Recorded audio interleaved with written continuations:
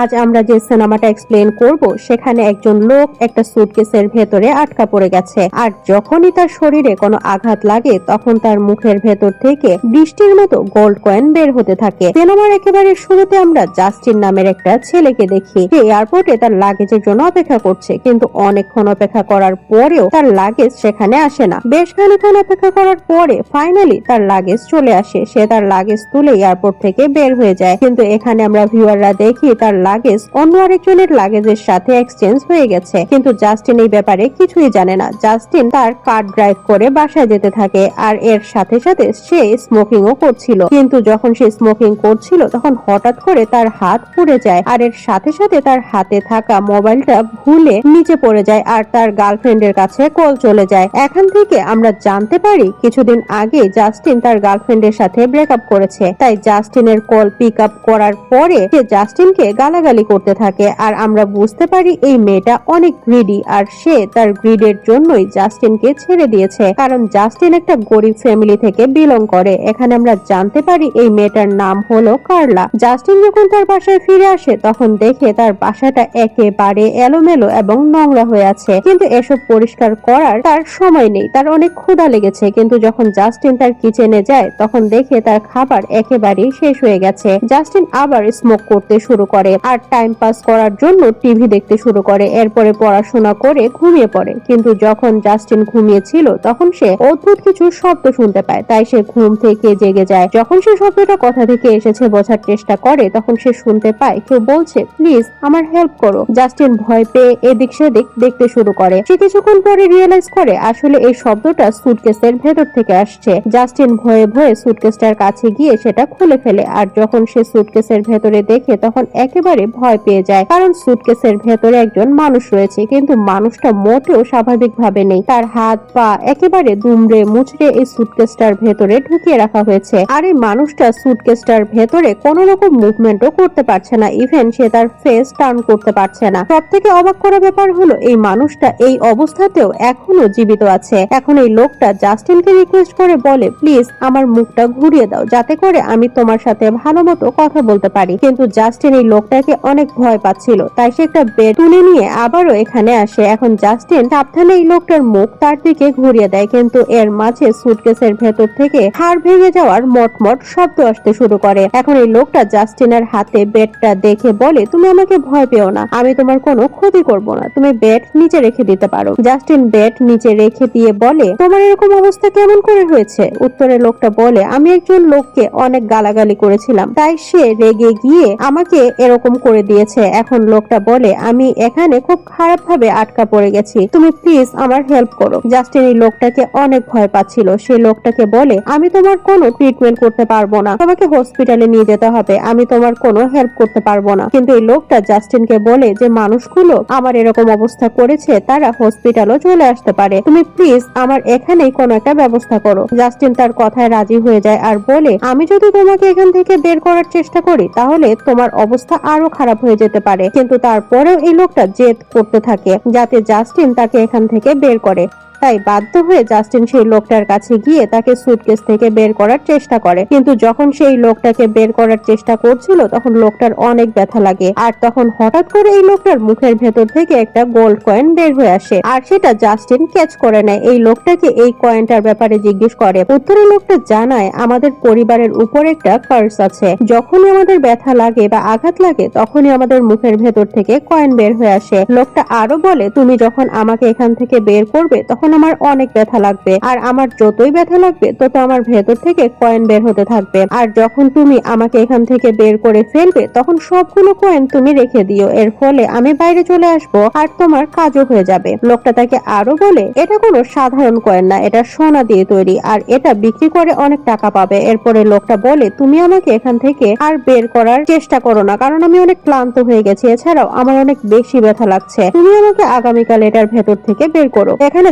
জাস্টিনের ওই সবগুলো কথা অনেক খারাপ লাগছিল। তার কাছে মনে হচ্ছিল এই কয়েনটা নকল কয়েন। তাই পরের দিন সকালে সে একটা কিউরিও শপে গিয়ে এই কয়েনটা চেক করে, যেখানে সেই দোকানের মালিক ছেলেটাকে জানায় এটা 24 ক্যারেট গোল্ড কয়েন, অর্থাৎ এটা একেবারে পিওর গোল্ডের, আর এটা বিক্রি করলে ছেলেটা অনেক টাকা পাবে। এখন জাস্টিন তার হাতে থাকা কয়েনটা এই লোকটার কাছে বিক্রি করে দেয়, যার বদলে এই লোকটা তাকে $275 দেয়। এখন জাস্টিন এই টাকা নিয়ে তার ফ্রেন্ডের কাছে যায়, যাতে করে এরা দুজন পার্টি করতে পারে। এখানে জাস্টিনের ফ্রেন্ড অ্যালেক্স তাকে জিজ্ঞেস করে, তোমার কাছে এতগুলো টাকা কোথা থেকে এলো? উত্তরে জাস্টিন বলে, আমার কাছে একটা গোল্ড কয়েন ছিল আর সেটা আমি বিক্রি করে দিয়েছি। অ্যালেক্স অনেক অবাক হয়ে যায়। সে জাস্টিনকে জিজ্ঞেস করে, তুমি সেই গোল্ড কয়েন কোথায় পেয়েছো? এখন জাস্টিন অ্যালেক্সকে সব কথা বলে দেয়, সে কেমন করে এয়ারপোর্টে গিয়েছিল আর সেখান থেকে তার সুটকেস নিয়ে এসেছে, আর সেই সুটকেসের ভেতর থেকে একজন মানুষ কেমন করে দুমড়ে মুচড়ে আছে, যার ব্যথা লাগলে মুখের ভেতর থেকে কয়েন বের হয়। সবকিছু সে অ্যালেক্সকে বলে দেয়, কিন্তু অ্যালেক্সের তার কথা একেবারেই বিশ্বাস হয় না। তাই জাস্টিন অ্যালেক্সকে নিয়ে তার বাসায় আসে। জাস্টিন যখন তার বাসার কাছাকাছি আসে তখন দেখে তার গার্লফ্রেন্ড ভয় পেয়ে বাসার ভেতর থেকে বের হয়ে আসছে। সে জাস্টিনের উপরে অনেক রাগ করে। সে বলে, তুমি শুধু আমার জন্য না, সবার জন্য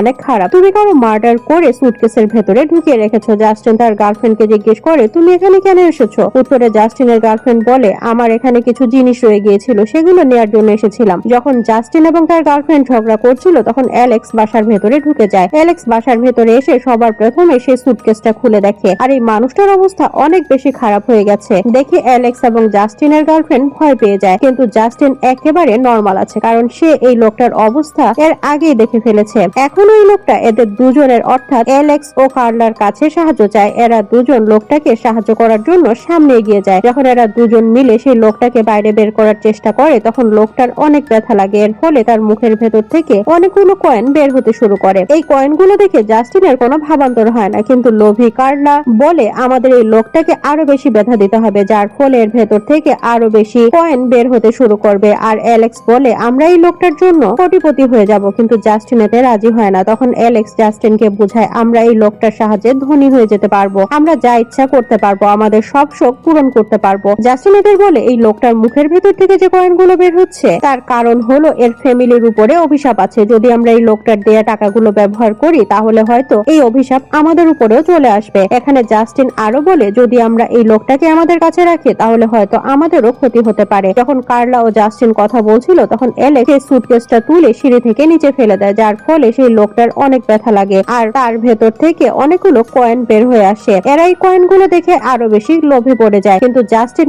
এখনো লোকটার প্রতি সিম্পেথি ফিল করছে। এদের কাছে একটা কন্ডিশন রাখে, কারণ এই সুটকেসটা তার। সে বলে, আমরা এই লোকটার কাছে আমাদের যতটুকু টাকা দরকার ততটুকু নিয়ে তাকে মুক্ত করে দিব, কারণ জাস্টিনের কাছে মনে হচ্ছিল এই লোকটাকে তার কাছে রাখলে তার সাথে খারাপ কিছু হতে পারে। এখন এরা জাস্টিনের কথায় রাজি হয়ে যায়। এরা সেই মানুষটাকে সব রকমের টর্চার করতে শুরু করে, যার ফলে লোকটার অনেক ব্যথা লাগে আর তার ভেতর থেকে অনেকগুলো কয়েন বের হয়ে আসতে থাকে। কিছু সময়ের মাঝে এদের কাছে অনেকগুলো কয়েন জমা হয়ে যায়। এগুলো বিক্রি করে এরা পার্টি করতে শুরু করে, তাদের সব শখও পূরণ করে। এদের কাছে এতগুলো কয়েন থাকার পরেও এদের লোভ যেন আরো বাড়তে থাকে। এখন এরা লোকটাকে ইলেকট্রিক শক দেয়, যাতে করে তার এক্সট্রিম লেভেলের যন্ত্রণা হয় আর তার ভেতর থেকে অনেকগুলো কয়েন বাইরে আসে। কিন্তু কিছুক্ষণ পরেই জাস্টিন লোকটাকে ইলেকট্রিক শক দেওয়া বন্ধ করে দেয়। জাস্টিনের বন্ধু তাকে জিজ্ঞেস করে, তুমি এটা কেন করলে? উত্তরে জাস্টিন বলে, আমরা এই লোকটাকে অনেক ব্যথা দিয়েছি, অনেক যন্ত্রণা দিয়েছি, আর আমাদের কাছে এখন অনেকগুলো কয়েনও আছে। আমরা যদি লোকটাকে আরো ব্যথা দিই তাহলে সে মারা যাবে। এখন লোকটা বলে, আমাকে আরো বেশি শক দাও, যাতে করে আমি শেষ হয়ে যাই আর আমার যন্ত্রণা সারা জীবনের জন্য শেষ হয়ে যায়। এরা লোকটার কথা শুনে তাকে হাই লেভেলের ইলেকট্রিক শক দেওয়ার ডিসিশন নেয়, কিন্তু জাস্টিন এদের নিষেধ করে। সাথে সে এটাও বলে, যদি তোমরা এখানে না থামো তাহলে আমি পুলিশকে ফোন করব।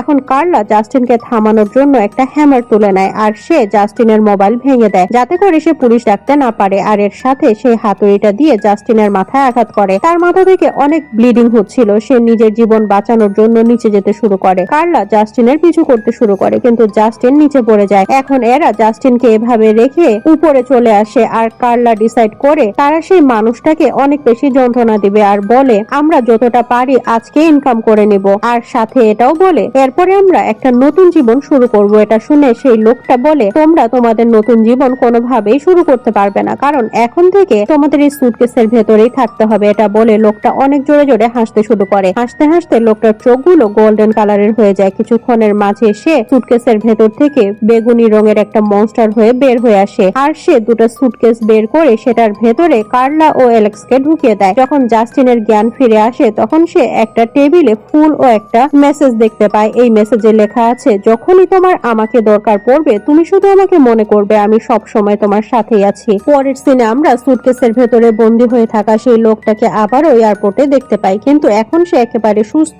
ও স্বাভাবিক মানুষের মতো এয়ারপোর্টে এসেছে। আর এখান থেকে আমরা বুঝতে পারি এই লোকটা আসলে একটা ট্র্যাপ। সে মানুষকে ততক্ষণ পর্যন্ত লোভ দেখায় যতক্ষণ পর্যন্ত তাদের লোভ এক্সট্রিম পর্যায়ে না চলে যায়, আর এভাবে সে নিজের ভেতরে থাকা কার্স অন্যদের কাছে ট্রান্সফার করে দেয়। আর এটা দেখিয়ে সিনেমাটা এখানেই শেষ হয়ে যায়।